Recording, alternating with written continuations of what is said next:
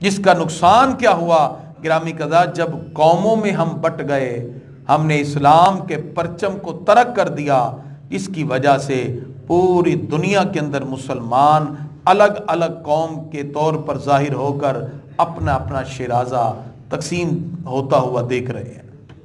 علامہ اقبال نے کہا تھا، ان تازہ خداؤں میں بڑا سب سے وطن ہے، جو پیرہن اس کا ہے وہ مذہب کا کفن ہے۔ اسلام وطنیت کا درس نہیں دیتا، اسلام ہمیں ایک مسلمانوں کے جھنڈے تلے جمع ہونے کا درس دیتا ہے۔ وطنیت میں بٹنے والی غیرت کی قومیں ہیں۔ علامہ اقبال فرماتے ہیں، اپنی ملت پہ قیاس اقوام مغرب سے نہ کر، خاص ہے ترکیب میں قوم رسول ہاشمی، ان کی جمعیت کا ہے ملک و نسب پر انحصار، قوت مذہب سے مستحکم ہے جمعیت تیری۔ آج 25 دسمبر گزر گیا، پورے ملک میں قائد اعظم کے نام پر ایک بھی تقریب کا اہتمام نہیں ہوا۔ لگ رہا تھا شاید ہم کسی عیسائی ملک میں آئے، ہر طرف کرسمس کا ہی راج ہو رہا ہے۔ یہ وہ بنیادی چیزیں جس کی وجہ سے ہم آج اپنے بنیادی افکار سے ہٹ گئے۔ اور یاد رکھیے، جو قومیں اپنے شعار کو چھوڑ دیتی ہیں وہ پھر تباہی کی طرف جاتی ہیں۔ اس امت کے زوال کی ایک بنیادی وجہ فکری اور تہذیبی مسائل ہیں۔ سیاسی استعمار نے اس طرح ہمارے ذہنوں کو بدلا، یہاں سے برطانیہ جا چکا ہے۔ 1857 کی جنگ آزادی کے بعد برطانوی حکومت نے جس طرح اپنے پنجے ظالمانہ گاڑ کر لوگوں کی سوچ اور فکر کو بدلا، آج ہم بظاہر کہتے ہیں ہم آزاد ہو گئے، وہ 7 سمندر پار بیٹھ کر بھی ہماری فکر اور سوچ پہ حکومت کر رہا ہے۔ اسی وجہ سے آج سیکولر طبقہ اسلام کا نام آتا ہے تو نعوذ باللہ کہتے ہیں یہ ایک دقیانوسی نظام ہے، اسلامی نظام کو دقیانوسی سمجھتے ہیں، اور کہا جاتا ہے کہ یہ نظام عصر حاضر کے تقاضے پورے نہیں کرتا، لہذا یورپ کی نکالی نے ہمیں یہاں تک کھڑا کر دیا کہ ہم اسلامی افکار سوچ سے ہٹ کر آج یورپ کی تہذیب کے پیچھے چل پڑے۔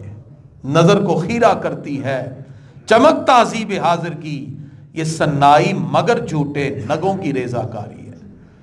مغرب کی ثقافتی استعماریت میں ہم اتنا پیوست ہو گئے کہ ہم اسلامی شعار سے پیچھے ہٹ گئے۔ ہمارا ایک مقالہ تھا ریسرچ پروسیس میں، ایڈورڈ سعید اورینٹیلسٹ ہے، اس نے اپنے ریسرچ مقالہ میں لکھا، کون کہتا ہے کہ یہ قومیں آزاد ہو گئیں، یہ آج بھی غلام ہیں۔ اس نے مثال دی، اس نے کہا یہ ہماری کالونی ہے، یہ پاکستان ہندوستان۔ اس نے کہا دیکھیں اگر یہ لوگ آزاد ہوتے تو پاکستان کی قومی زبان کون سی ہے جی؟ بولیں تو صحیح، اردو ہے۔ پارلیمنٹ کے اندر جب بھی نوٹیفیکیشن آتا ہے کس زبان میں آتا ہے؟ فرمایا یہ دیکھو یہ ہماری زبان پڑھ کے فخر محسوس کرتے ہیں، یہ کون آزاد ہو گئی؟ یہ سب غلام ہیں۔ اگر یہ آزاد ہوتے تو اپنی زبانوں پہ فخر کرتے۔ چائنا آزاد ہوا ہے، چائنا اپنی زبان میں ترقی کر رہا ہے، ہم آج تک آزاد نہیں ہو سکے۔ ہمارے ذہنوں میں یہ چیز تسلط ہے، جو انگلش میں بات کرتا ہے وہ پڑھا لکھا ہے، جو اردو میں بات کرتا ہے وہ جاہل ہے۔ یہ ہمارے ذہنوں میں یہ چیزیں ڈال دی گئی، ہم فکری طور پر آج بھی غلام ہیں اور ہم اسی سوچ کے اندر جکڑے ہوئے ہیں۔ کون کہتا ہے ہم آزاد ہو گئے؟ اسی فکر نے، اس سوچ نے ہمیں بہت دور تک پہنچا دیا۔ آج ہمارے ہاں حقانیت کے معیار یہی بن گئے، اور پھر ہمارے ہاں زوال کی ایک بنیادی وجہ تعلیمی پسماندگی بھی ہے۔ ہمارے ہاں اسلامی نظام تعلیم نہیں ہے، ہم تو تمام کے تمام اسلامی نظام تعلیم سے دور ہٹ چکے ہیں۔ صرف برائے نام ہم نے تھوڑی سی چیزیں اسلام کے نام پہ ڈالیں، اور وہ بھی گرامی قدرات کسی نہ کسی طرح ہیلے بہانے کے ساتھ اس کو بھی ترک کر دیا جاتا ہے۔ جس وقت ہم اپنے نظام تعلیم سے دور ہو گئے، قرآن و سنت سے دور ہوئے، تو گرامی قدرات پھر ہمارا جو تشخص تھا، ہماری جو آئیڈینٹی تھی، ہم اس سے بہت دور ہوتے گئے۔ یورپ نے کوشش کر کے فرقہ وارانہ تعصبات سے ہمیں جدا جدا کر دیا۔ امت مسلمہ کے اندر اب اتنے مسالک پیدا کر دیے کہ لوگ خود ہی آپس میں دست و گریبان رہے ہیں۔ علامہ فرماتے فرقہ بندی ہے کہیں اور کہیں ذاتیں ہیں، کیا زمانے میں پنپنے کی یہی باتیں ہیں؟ اسلام تو ہمیں یکجہتی کا درس دیتا اور فرمایا ولا تفرقوا، تفریقہ میں نہ پڑو۔ نبی کریم صلی اللہ تعالی وسلم نے فرمایا تھا دنیا کی قومیں تم پر یوں ٹوٹ پڑیں گی جیسے کھانے کے دسترخوان پہ کوئی ٹوٹ پڑتا ہے۔ آج یہی حال ہے کہ پوری دنیا کے لوگ ٹوٹ پڑے ہیں ہمارے آقا علیہ الصلوۃ والسلام کی گستاخی کر کے اور ڈنکے کی چوٹ پہ کھڑے ہو کر عدالت میں کہنے والی کہ میں نے نبی کو گالیاں دی ہیں، ہم اس کو بھی نہیں کیفر کردار تک پہنچا سکے، اور وہ بھی یہودی استعماریت کی طاقت کے ساتھ آج دن دناتے ہوئے بیٹھ کر کہہ رہے ہیں کہ تم نے کیا کر لیا، کون سا تم اپنے نبی کی عزت کا دفاع کر سکے؟ اور جس نے نبی کی عزت کا دفاع کیا اس کو اپنے ہاتھوں سے تختہ دار پہ لٹکا دیا جاتا ہے۔ گرامی حضرات، یہ زوال کے سبب ہیں ہماری، یہ امت ایسے نہیں زوال پہ۔ علامہ فرماتی ہیں ایک رات میں اللہ کی راہ میں، علامہ اقبال فرماتے ہیں میں اللہ کی راہ میں گر گڑا کے رویا، پیش شب با خدا با گوستم زار، یا اللہ یہ مسلمان ذلیل و رسوا کیوں ہے؟ علامہ اقبال فرماتے ہیں مجھے غیب سے آواز آئی تو نمیدانی این دلے دارند با محبوب نہ دارند، تو جانتا نہیں یہ کلمہ رسول اللہ کا پڑھتے ہیں، آئیڈیل غیروں کو بنا رہے ہیں۔ اس نے تباہ کر دیا ہمیں۔ ہمارے ہاں نہ علم اور تحقیق کا میدان ہے، حکومت نے کتنے ریسرچ سینٹر بنائے ہیں جہاں ریسرچ پروسیس چل رہا ہو، ہم علم و تحقیق سے دور ہو گئے، اخلاقی قدریں ہماری ختم ہو گئی۔ آج دنیا کے کسی بھی مقام پر آپ جائیں، جب پتہ چل رہا ہے یہ پاکستان کا ہے، اس کو سائڈ پہ کھڑا کر دیتے ہیں۔ اس کی وجہ یہ ہے کہ گرامی قدر حضرات آج ہمارے اخلاقی اقدار ختم ہو گئی۔ ہمارے ہاں سیکولر سسٹم نے اس معاشرے کے فرد کو بالخصوص نوجوان کو تباہ و برباد کر دیا۔ عیسائیت کے اندر شریعت الگ ہے، دین الگ ہے، اور وہاں ہر چیز کو اپنی عقل پہ پرکھا جاتا ہے۔ عقل کے زاویے میں جو چیزیں آئیں ان کو تسلیم کیا جاتا ہے، باقی چھوڑ دیا جاتا ہے۔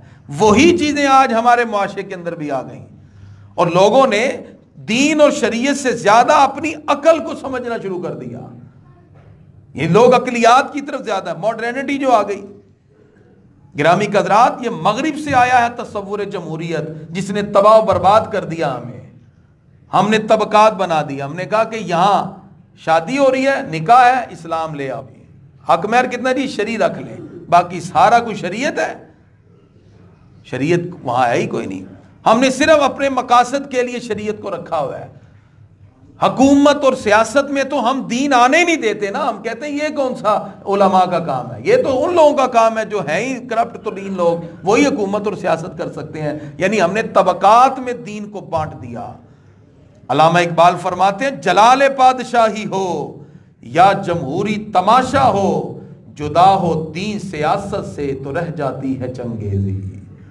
اگر دین کو جدا کریں گے تو صرف ظلم اور ستم رہ جائے گا، اگر دین ہے تو سب کچھ۔ یہ سیکولر سسٹم نے ہمارے تصورات کو بدل دیا کہ جہاں باقاعدہ طور پر باریاں لگا دی گئی، 5 سال وہ آئے گا، اگلے 5 سال وہ آئے گا، اور مسلمان اس طرح انحطاط کی طرف گیا کہ گرامی حضرات آج مادی ترقی کو سب کچھ کہا جاتا ہے۔ ہم مادی ترقی کو آج سب کچھ سمجھ رہے ہیں۔ قائد اعظم محمد علی جناح کی تقریریں آن دا ریکارڈ موجود ہیں۔ ایک تقریر مجھے دکھائیں جس میں قائد اعظم نے کہا ہو کہ پاکستان بنے گا، ہم آپ کو بجلی بھی دیں گے، پانی بھی دیں گے، روٹی بھی دیں گے، سڑکیں بھی بنا کے دیں گے۔ کہا قائد اعظم محمد علی جناح؟ یہ نہیں کہا۔ اگر یہ تقریر وہ کرتے تو لوگ کہتے جی یہ پانی بھی ہمیں ہندوستان میں مل رہا ہے، روٹی بھی مل رہی ہے، گیس بھی مل رہی ہے، سارا کچھ ہندوستان میں ہے۔ آپ نے ایک ہی بات کہی، ہم الگ ملک اس لیے بنائیں گے وہاں رسول اللہ کے دین کا پرچم بلند ہوگا۔ کسی نے پوچھا کہ پاکستان تو بن گیا، اس کا آئین کون بنائے گا؟ فرمایا میں کون ہوں بنانے والا، 1400 سال پہلے سرور کائنات اس کا نصاب بنا چکے ہیں، اس کا آئین بنا چکے ہیں۔ پاکستان تو اس لیے بنا تھا، آج ساری چیزیں ہی بدل دی گئی۔ کہا نہیں جی سیکولر اسٹیٹ بن رہی تھی، تو سیکولر اسٹیٹ جب یہ بن رہی تھی تو نعرہ پھر سیکولر والا ہونا چاہیے تھا سارے مذہبوں کے لیے، لیکن نعرہ ایک ہی تھا، پاکستان کا مطلب کیا؟ لا الہ الا اللہ محمد۔ اس مقصد کے لیے بنا پاکستان، صرف کلمہ طیبہ کی آبیاری کے لیے۔ 20 لاکھ لوگوں نے ایسے نہیں اپنی جانیں دے دی، بچیوں کو ذبح کر دیا گیا، بچوں کو اپنے تلواروں میں اور کرپانوں میں پرو کر وہ دکھا رہے تھے اور مسلمان جانے دے رہے تھے، اس لیے کہ رسول اللہ صلی اللہ علیہ وسلم کے دین کی آبیاری کے لیے ایک ملک بننے والا ہے۔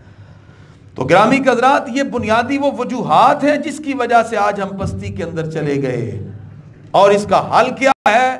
جب تک ہم رسول اللہ صلی اللہ تعالی علیہ وسلم کے ساتھ اپنے تعلق کو مضبوط نہیں کر لیتے، اس وقت تک ہم کامیاب نہیں ہو سکتے۔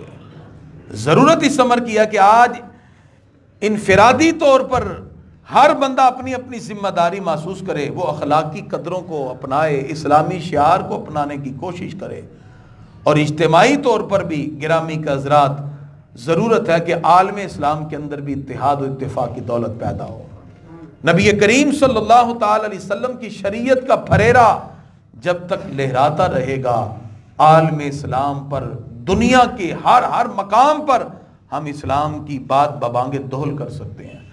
آج انٹرنیشنل سطح پہ اسلام کی بات کرنے والوں کو بنیاد پرست کہا جاتا ہے، اور کہا جاتا ہے کہ یہ سب دہشت گرد ہیں، اور ایک عجیب تصور کے ساتھ ان کو دنیا کی ترقی سے پیچھے کیا جا رہا ہے۔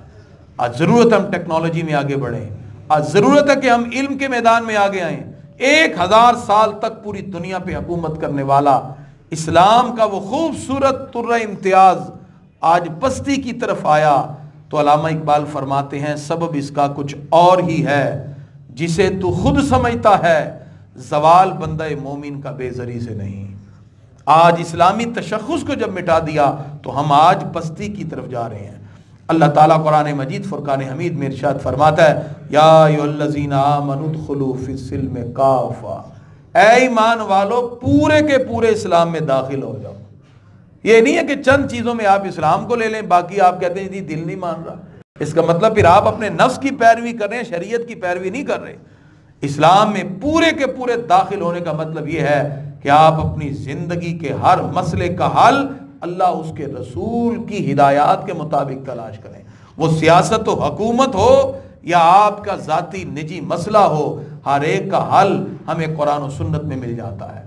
ہمارے زوال کی بنیادی وجہ یہ ہے ہمارا قرآن سے صرف ایک رسمی تعلق رہ گیا ہے، ہم نے صرف کل 40ویں پر یا برکت کے لیے قرآن کو رکھا ہوا ہے، اور جب کوئی فوت ہوتا ہے ہم کہتے ہیں جی قرآن خوانی کرا لو، پریشانی آ گئی ہے جی برکت کے لیے قرآن پڑھ لو۔ قرآن مجید اس لیے نہیں آیا کہ آپ صرف اپنے برکت حاصل کرنے کے لیے یا بخشوانے کے لیے قرآن پڑھیں، قرآن اس لیے آیا کہ ہم اس کو پڑھ کے کامل ترین ہدایت کر کے اللہ اور اس کے رسول کے احکامات کی طرف بڑھتے جائیں۔